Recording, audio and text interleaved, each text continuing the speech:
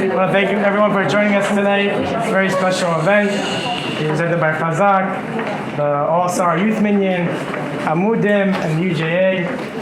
Of course, after this year, everyone's welcome to see Rebbetzin Daniel. We're there to see about the life-changing work of Amudim, day and night. It's really tremendous program, service for the community. Everyone should say hello to the Rebbetzin Daniel over there. All right, we have a special honor to give tonight from Slovie Jungreis Wolff for the topic of better your relationships, better your year.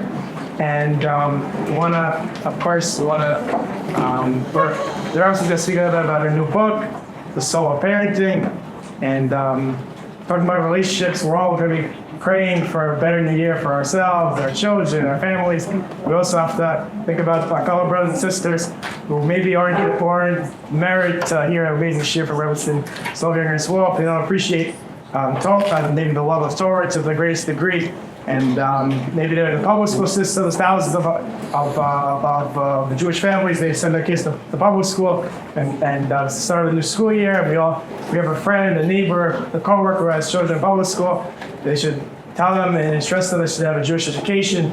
Chazaq has after-school programs in 50 different locations to give them the spark of Judaism, as well as in 2017 we transferred over 1,400 children from public school to yeshiva. So I think it's a great way we can commit. We're going to be praying for our own families. We should start thinking about our fellow brothers and sisters and make sure that they get a Jewish education. Tell them about Chazaq's program. Tell them they should send them to an after-school program, send them to yeshiva. Be a great merit for their families. And I think that Rebbetzin says, I think that everybody has a introduction because, of course, everyone knows who she is, and she's a late call. That's why everyone's here tonight. Before we begin, I have to say that when I was driving, Robbie called me to make sure I'm coming, and he said there's 35 women here. I said, I hope we have a little bit more. I'm looking around this room, and I have to tell you, the energy in this room is unlike anything I've seen in just a really long time. Nashim Tzidkanios of Am Yisrael, you are incredible. To come out like this, smiles on your faces, sparkles in your eyes, just such an excitement. I'm so excited to be here with you. You do deserve this time. And I have to personally recognize, I have my own students here from Manhattan High School who came special. And we just started learning together, and you're here, and it means so much to me. It's a very special bond between students and a teacher. So thank you for being here.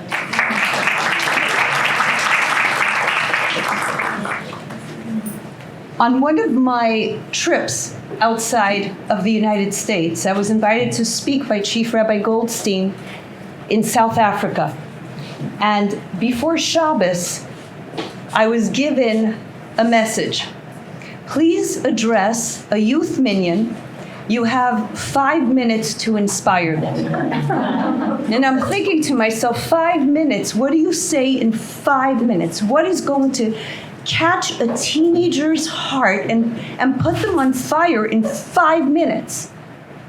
Not only that, but some of them will only go to this youth minyan, and that's it for them for the whole week. That's their connection to Hashem. That's their connection to Judaism. So I have 5 minutes now. Talk about pressure, right? And I come into the shul. I see these faces in front of me, and I tell these young boys and girls, I have a riddle for you. Here's my riddle. My riddle is, what does everyone in the world have the same? Whether you live in South Africa, New York, Mexico, Belgium, Egypt, Israel, doesn't matter. Every single person in this entire planet has it the same. It doesn't matter if you're the King of England, the Prince of Wales, or you're a homeless beggar on the streets of New York City. You have it the same. You cannot buy it. It doesn't matter how wealthy or rich you are, how much money you have in your bank account. And once you lose it, I promise you, you will never be able to find it, ever, for the rest of your life. Time. Everybody has 24 hours in their day. Hashem has given us the gift of time right now before Yom Kippur. We have the gift of time that before we come to a Kadosh Baruch Hu with our life, asking Hashem, please Hashem, renew my lease. Give me chayim, but not just chayim, chayim tovim. Real life, a life of bracha, a life of purpose, of meaning. Hashem, renew my lease. HaKadosh Baruch Hu gave every single one of us sitting in this room time now to make a difference. Each and every one of us has a spiritual account in Shemayim. What you are going to do, what I am going to do in the next few days, it can be the smallest thing. It can be right here, right now, giving somebody a seat, giving somebody a smile, being kind to somebody, making a call to somebody before Yom Kippur that you have a little bit of difficult feelings with. Who knows what it is that you are going to deposit in your account that will make a difference? So Hashem gives us the gift of time. From Rosh Hashanah to Yom Kippur. Hashem expects that none of us are perfect. What does Hashem want from us? Hashem doesn't want you to be perfect. Hashem doesn't want me to be perfect. If Hashem wanted us to be perfect, there would never be a Rosh Hashanah, Aseres Yemei Tshuva, and Yom Kippur. But every single year, this day comes because Hashem wants us to just open up our hearts and come home and use this time to reconnect, to recreate, to reignite, to discover and rediscover who we are and why I am in this world. So how do we do that? How do we use this gift of time?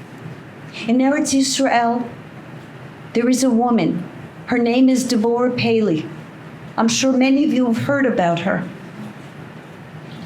One Erev Shabbos, she was getting ready for a family simcha. And as she was changing out of her weekday clothing and putting on her Shabbos clothing, her children started banging on her door, and her phone was ringing and buzzing and buzzing.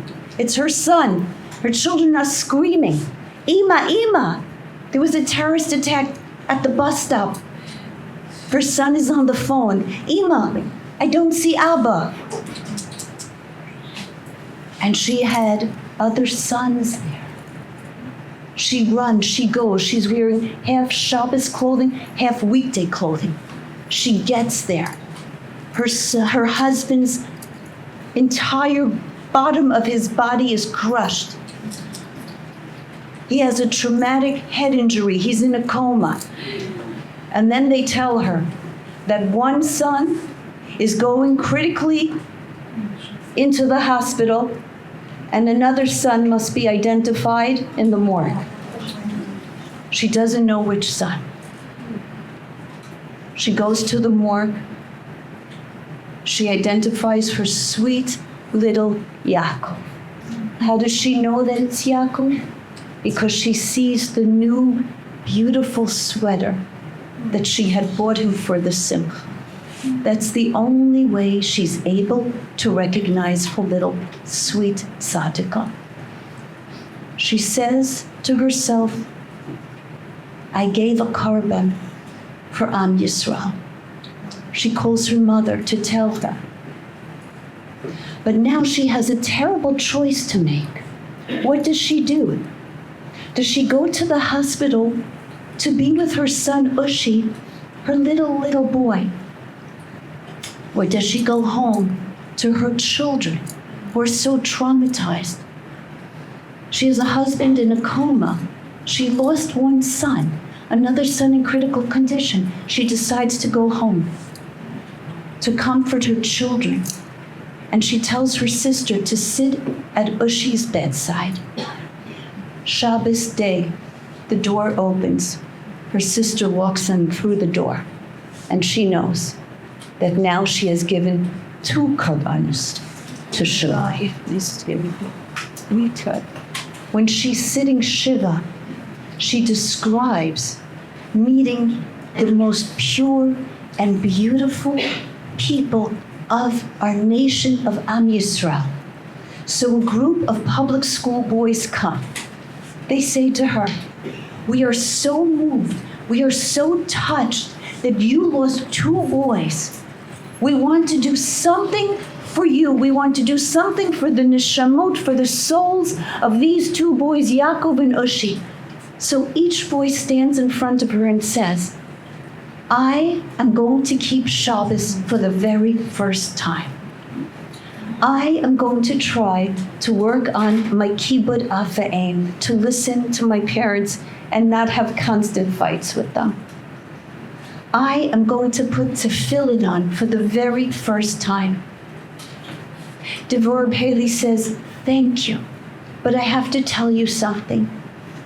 These 2 children have lived and accomplished their tikkun in this world. Their mission in this world is over. But you have your entire life in front of you. You can still live. You still have time. Use your time. Don't stop growing. Don't stop learning. Don't stop doing. Use the time that you have. You're so lucky. You're so blessed. You have time. These 2 boys have no more time. They finished their mission. But you still have time. We have the gift of time. HaKadosh Baruch Hu gave that to us right now. So the question is, what do we do with our time? How do we come to Yom Kippur? And how do we make this Yom Kippur different than every Yom Kippur that we've ever had till now? How do we make a difference? How do we use this gift that Hashem gave us to the max? The first man who ever lived, Adam, the first day of his life, he messed up. Hashem asks him one question. And the question Hashem said to him is one word, "Ayeka, where are you?" Adam is hiding under a bush and Hashem says, "Ayeka, where are you?" Hashem doesn't know where Adam is. There's one man in the entire world. We're talking about Hashem. Hashem doesn't need a Waze locator. Hashem knows exactly where Adam is. Ayeka doesn't mean, "Where are you? I don't see you. I don't know where you are. Give me your location." Ayeka means, "Where are you? Where are you?" Not just physically, spiritually, emotionally, mentally. Where are you in your relationships in this world? Where are you in your connection to me, to Hashem? Where are you? This morning you were with the malachim, you were with the angels, and now you're hiding under a bush. How did your life get so messed up? How did you do that? And do you know what Adam answers? 2 things. First he says, and this is human nature, Ha'isha asher nasatani. It's not me, it's that woman you gave me. Because it's never us. That's human nature. You want to know why I am like why I am? It's my mother, it's my father, it's my grandmother, it's my 4th grade teacher, it's my camp, it's my school, it's my community, it's my classmates. You know what it never is? It's never me. It's my mother-in-law, it's my sister-in-law, it's never me. So the Torah is teaching us, number 1, that when we come to Yom Kippur, we have to say, it's me. I know I am responsible. The second thing that Adam said is, and you know what else, Hashem? Va'ochel, and I'm going to eat. Now imagine that. Imagine you're in a courtroom and the judge says to every single person in that courtroom, the rule of this court is no food allowed. You are not allowed to eat. There is decorum. But you cannot control yourself. And under the table, you have some pretzels and some potato chips. And you do this very quickly. And the judge looks at you and he says, "Excuse me, are you eating?" Would you dare to say yes? And guess what? I am still eating. How could Adam have said the ochel? Yes, Hashem, I ate, and you know what? I'm still eating. No, not a chutzpah. Human nature. You know what ba'ochel and I'm eating means? It means that human nature is such that when we mess up, when we make a mistake, when we don't like what we've done, when we look back at our past and we have regrets and we say, I have a temper, I have no patience, I speak lashon hara, I get into fights with people, I carry grudges, I'm judgy, whatever it is, I don't daven well. We think that we cannot change. So we say, you know what? That's just who I am. I'm not good enough.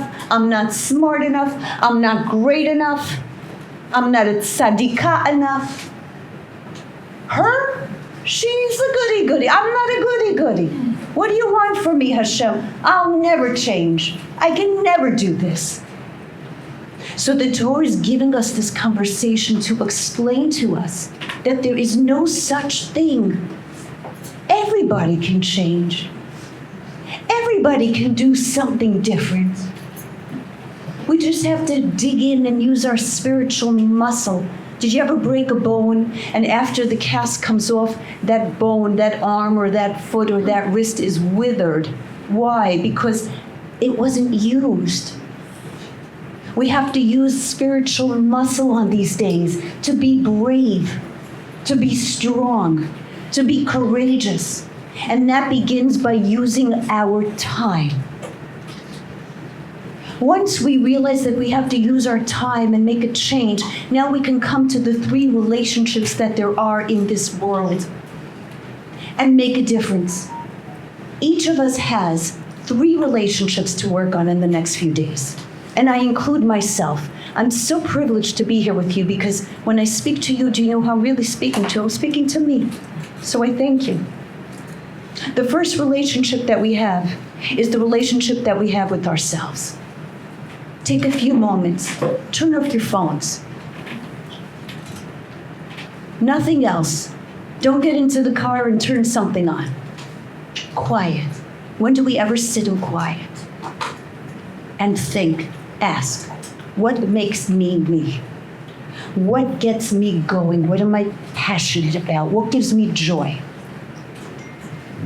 What gets me upset? What gets me out of the bed in the morning? What inspires me? How is this world different because I'm here? Every morning that you wake up, every morning that I wake up, it means Hashem is saying, you have something to do in this world that nobody else could do. There's billions of people, but only you can accomplish your mission. And your mission does not belong to anybody else. Only you can do this. So I have to ask myself, what is my mission? How do I add meaning and purpose to my days? How is this world better because I exist? What is my life all about? I gave a talk in a shul. The Rav asked if at the end of the talk I could speak to a young woman. She's going through a lot of challenges. And she wanted to have a little chazaq, a little strength. At the end of the talk, I met this young woman in the study of the Rav. And yes, I saw she's going through a lot of challenges. She comes into the room, she has a cane. Her skin tone is very pale, and she doesn't look good. We sit down. She says to me, what can you tell me? She starts talking about her life. She is upset. Of course. When she finishes telling me about all her struggles and all her challenges, she looks at me and she says, so what can you say? I said to her, listen, I'm not Hashem. I don't know why Hashem puts us through different challenges. I don't know why Hashem gives us certain mountains to climb. Everybody has a mountain. But this I'd like to share with you. I know somebody who is going through a lot of struggles and challenges, just like you're describing. They went to a Rebbe. And do you know what the Rebbe said? The Rebbe said that any time that you have a negative thought in your head about your life, like, I'm done. Did this ever happen to you? I'm done. I can't. It's impossible. I can't get out of bed. I can't believe I have to do this. Why me? It's not fair. Anytime that starts to go in your head, choose a bracha, choose a blessing from Birchat Hashachar, from the morning blessings. And that is going to be your mantra. Turn the channel. If negativity starts to come in your head, turn the channel and listen to a different tune. Put on a different station. This man that I know, he chose the bracha, Hanosei Laya'ef Koach. Hashem, who gives Laya'ef Koach. Koach, strength to the Ya'ef. What's Ya'ef? Ya'ef is tired, but Ayef is tired. Did you ever think about that? The word is really Ayef. Why do we say Ya'ef? Same letters, different word. Spiritually tired. When you feel like I can't do this anymore, you are spiritually tired. Ya'ef. This became his motto. I said, maybe it would help if you would take a bracha, take a blessing, and let that give you strength through your day. She looks at me, she takes a breath, and she gets into a rage. She is so angry at me. And then she thunders. Are you kidding? Are you kidding me? You want me to take a bracha? Which bracha do you want me to take? Zokef kifufim? That Hashem straightens the bent? Do you see the body in front of you? Do you see the bent body in front of you? Do you know every step hurts? Pokeach ivrim? To give sight to the blind? Do you know the problems every single day that come into life because of the eyes that you're looking at right now? Matir asurim? That Hashem should unbound those who are bound? My whole life I'm chained, I'm bound. How could you say that to me? And she goes to it, the brachas. So I look at her and I say to her, Bobala, I'm going to give you one bracha that you did mention. With this bracha, I'm going to give you a wisdom from my mother, Rebbetzin Jungreis. I want you to hold on to this wisdom. I want you to take it with you. I want you to carry it in your heart, in your mind, and take it wherever you go. The bracha that I want to give you to say every single day is, Baruch atah Hashem, hanosei lasechvi vina, lahavchin bein yom ubein laila. Hashem gave Bina, gave wisdom to the rooster to know the difference between the day and the night. Psst, she says. You want me to be a rooster now?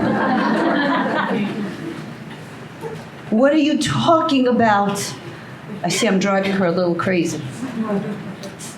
But I say to her, listen carefully, because this wisdom is life-changing. Hanose basechbi lina. I was once on a farm because I had to give a talk. At 5 o'clock in the morning, in the deepest of sleep, I hear, cuckoo! And you can't go half to sleep because that rooster is driving you mad. Let me ask you something. Do you think the day ever comes with a rooster says to Hashem, you know what, Hashem? I really don't want to do this anymore. I'm depressed. You want me to go wake the world up. At the crack of dawn, when there is a pitch black sky and there's just that little crack of light, you want me to wake up the world? I'm tired. I don't like the people I'm with, or the roosters I'm with, or the horse that's in the next barn. I'm anxious. I have anxiety. I don't want to do this anymore. There is no such thing. Kum la'avodas habori. Get up to serve your Creator. In the pitchest and blackest of night, that rooster is looking for the crack of dawn, and he will get up and call out to the world, wake up! Wake up! There's light to be seen, and you do not sit in darkness. Every single one of us has a choice. When we go through struggle or pain or challenge or sadness or grief, you can sit in the darkness, you can say it's not fair, why me? Or you could be like Devorah Paley, who looked at all of these sweet neshamas who came to her and said, you have time. Use your time. Grow. Add meaning to your life. Make a difference in this world. Go out. Do something great. See the light when it comes. That is a choice that all of us have to make right now. And if a rooster has the wisdom, then certainly we can be like the rooster. That's relationship number one, the relationship that we have with ourselves. Now we come to the relationship that we have with others. There is so much strife and machlokas and disagreement and judgment amongst our people today. We are in this galus. We are in this exile. We have gone through the four corners of this world. Every type of persecution. Gas chambers. Inquisition. Crusades. Anti-Semitism. The world wants to kill us. When we stood on line at Auschwitz, nobody said, do you keep Shabbos or not?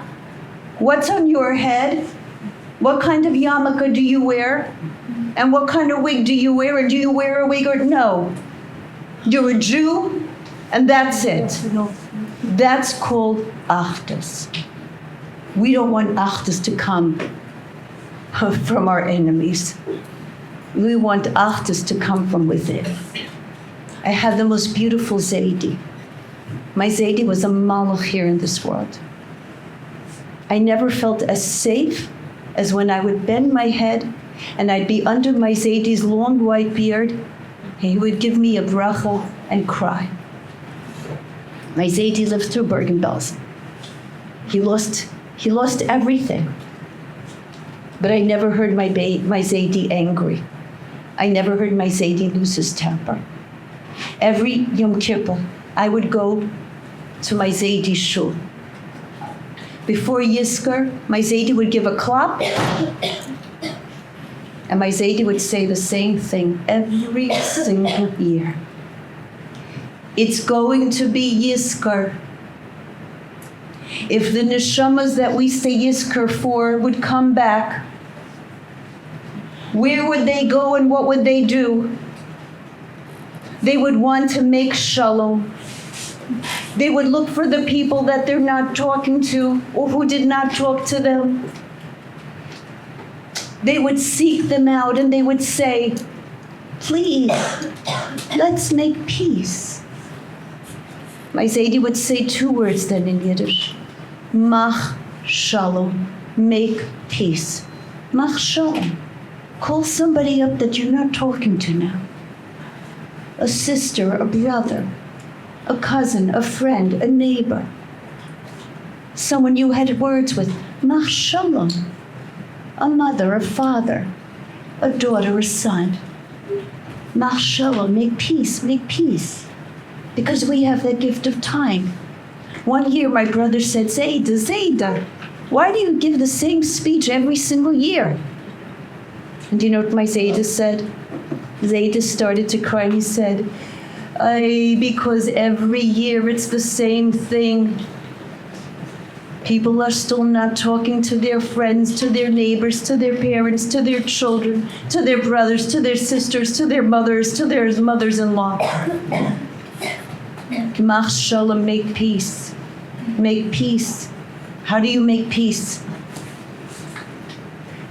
At the end of Shmona Esrei, we say, Oseh Shalom Bimrama. Then before we do it, what do? We take 3 steps back. You want to make peace? You could be right. It doesn't matter. Take 3 steps back.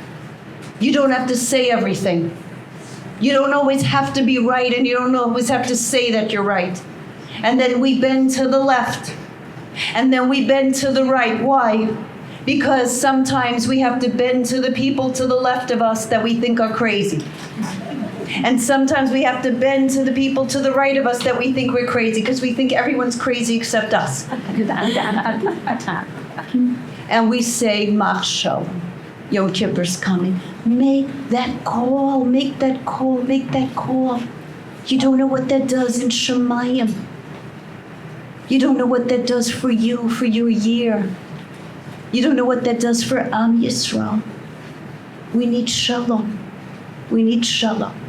How do we have shalom? There's a pasuk in the Torah. Yosef is going to look for his brothers. Yaakov Avinu sends him. He meets the malach who says, what are you looking for? And he says, Es achai ani mevakesh, 4 words that are life-changing. Because my Zayda would say this to me all the time. This is your mission in this world. Es achai ani mevakesh. Look for your brothers and look for your sisters. You have thousands of brothers. You have thousands of sisters. We're all one mishpacha. We're one family. Look for each other. Take a name tonight of the person sitting next to you and say, daven for me, I'll daven for you. It's so beautiful.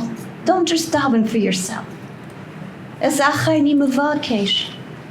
Look for your brothers and look for your sisters. I took a group of women that I teach to Eretz Yisrael in the spring.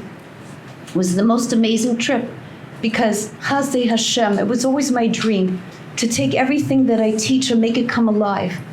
So the women came with me, and throughout the trip, we davened a lot.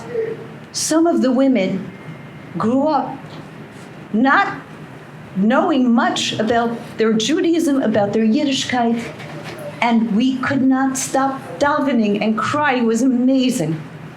On this trip, we had a shomer, we had a chayal. Like blocking his driveway. You know, they didn't help for like a block. I just shared it. Okay, we make shalom.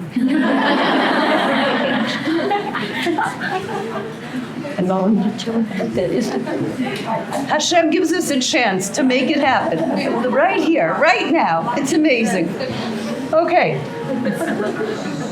Can I just ask if everyone could turn their phones off? Thank you. So we're on this trip, and there's a chayal who is with us the whole time. He's our shomer. I notice that throughout the trip, whenever we're going to a place that's a makom kadosh, a holy place, we have a brachos party, he would like to take part. He has no yarmulke, he has no kippah. We're in a restaurant, we're making brachot, he wants to make a bracha, he takes a tissue, puts it on his head. And now we're coming to Shabbos. I want this beautiful chayal, a soldier of Am Yisrael, to feel Shabbos with us and to be part of us. We're in a hotel. I don't want him to be uncomfortable. But I don't want to say, you need a kippah. So I tell one of the women, listen, I have a job for you. It's Erev Shabbos. Please do me a favor. Go to Mamilo Mall and pick up a yarmulke, a kippah, for our chayal. Give it to him as a gift. He doesn't have to wear it, only he wants to wear it. It's okay. Comes Lil Shabbos, we're at the table. I see my friend, my student, take out a little paper bag, and I come over because I'm curious. She says, I bought you a present for Shabbos. He says, me? She says, yes. Open it. She gives him the bag. He takes out not one, but two yarmulkes, two kippahs. And you know what this brave chaya, who is in charge of the Iron Dome during the year, starts to do? He starts to cry. And he says to her, nobody ever bought me a kippah. I feel as if we are mishpacha. And then we all started to cry. As achai, I need a vakesh. I'm looking for my brothers. I'm looking for my sisters. Make shalom. Show that you care. Open your heart. Invite someone for a Shabbos. Bring somebody a chag. Who knows? But we all have a spark inside of us waiting to be ignited. And now we come to our final relationship. And that's our relationship that we have with HaKadosh Baruch Hu, with Hashem. It doesn't matter if you feel disconnected right now. But there is a koach, there is an energy of these days that give us connection if only we wish it. One of the secrets of shofar is this. When you came into this world, when I came into this world, Hashem gave us a neshama. How did Hashem give us a soul, a neshama? Hashem breathing to us. Do you know what shofar is? We take the breath of life that Hashem gave us, the neshama, the soul, that holy of holies, the most powerful power that we have within us, and we blow back. What's a shofar? It's only air. But when you blow that air of Hashem back, it becomes a huge sound of tekiah. And that's how you reconnect to Hashem. Hashem, I am giving you back the breath of life that you've given me, and I will make a difference in this world. So I'd like to end with this. Through Zoom, I gave my talks not in person like this. Do you remember the days of COVID when we were all wearing masks and stuck in our house and didn't know if the world was ending or not? So I would give my talks on Zoom. On one of my Zoom talks, I shared the story of my mother. After my mother was freed, taken out of Bergen-Belsen, where did she go? Where did she go?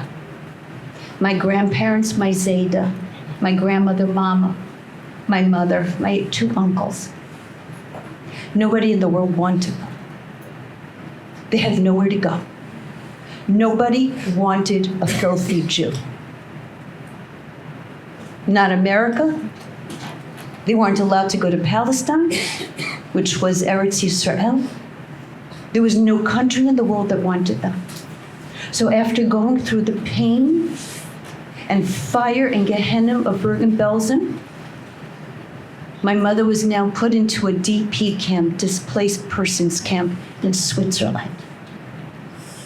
Still separated from her parents, cared for by nuns. This is how the world set up the problem of the Jew. We'll put them in camps, displaced persons camps. Every single night, my mother shared her room with many, many other children. These children were orphans. My mother was blessed to have her parents, my Zayda and my Bud. But none of the other children had parents. When the lights would go out and the room would become dark, then the night terrors would start. Each child would see something, a dresser in the corner, they would start to scream, "Ah, it's a Nazi!" A coat on a hook. It's a German Shepherd. They're coming for me. And suddenly the entire room of children was just filled with nightmares and screams. Slowly the door opened. A little figure came in, and that was my Zaid. My Zaid would come in. He would sit on my mother's bed. He would gather all these sobbing children around. My Zaid would start to sing to them Shema. Hamalach Hagoah. Kinderlach, kinderlach, children, children. We are surrounded by malachim. You're not alone. Don't be afraid. After the Shema and Hamalach Hagoah, my Zaidi would sing, but then he would have to say goodnight. Before he would leave every night, my Zaidi would whisper into my mother's ears 3 words: Benafsho, Keshua benafsho. And my soul is intertwined with your son. I will never leave you. These are the words that Yehuda said to his brother Yosef. Judah said to Joseph, when he didn't know he was speaking to his brother, and Yosef wanted to see if the brothers had done teshuvah. Did they become a family of unity again? So he asked for Binyamin. And Yehuda said, no, no, no, you cannot have Binyamin. Because if I bring you Binyamin and Binyamin stays here, my father's heart will be broken and shattered into 1,000,000 pieces. Because my father already lost Yosef, he lost one son. He cannot bear to lose Binyamin. Why? Benafsho keshua benafsho. Because their neshamas are intertwined. So my Zaidi would whisper these words every night into my mother's ear. I told the story on Zoom. I noticed one of the boxes on Zoom is a little girl. Behind her, I see that she's in the hospital. She's not in America. She actually stayed up till 2 o'clock in the morning to hear this to you. We became great friends. This little girl, her mommy and I. And her mother recently told me that whenever she would leave her room in the hospital, she would never leave without saying 3 words. She would whisper into her bed, Benafsho keshur benafsho. My neshama, my soul, is bound with your soul, you sweet God. One night, she was leaving the hospital. She said it again at the door.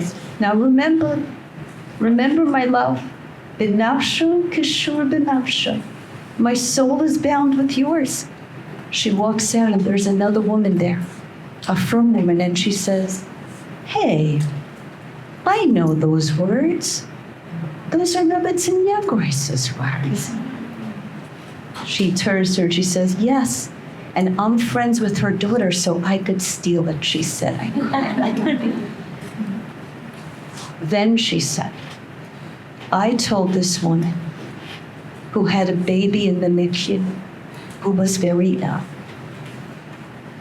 whenever you leave your baby, lean into the crib, into the bassinet, and whisper in your baby's ears, Benafsho, Yeshua benafsho. My soul is forever bound with yours. That's what these days are all about. Whether in a DP camp, whether in a hospital, or whether we are in a shul in Queens, we approach Yom Kippur with these 3 words, Benafsho keshur benafsho. My soul is forever bound with yours. Hashem is forever connected with me. And I am forever connected to Hashem. If we can come into Yom Kippur with this understanding that HaKadosh Baruch Hu loves us, Kavi el Hashem, hope to Hashem, Chazaq v'yometz libecha, be strong, have courage. Kavel Hashem. And if you don't feel that you're answered, and you don't feel that you're connected, Kavel Hashem again and again and again. Have hope in Hashem again and again and again. Never ever give up, because Nafsho Geshut Nafsho. Your soul is bound with the soul of all the Kedoshim and Shammai, and Hashem loves you. A good gebencht year, and thank you for listening.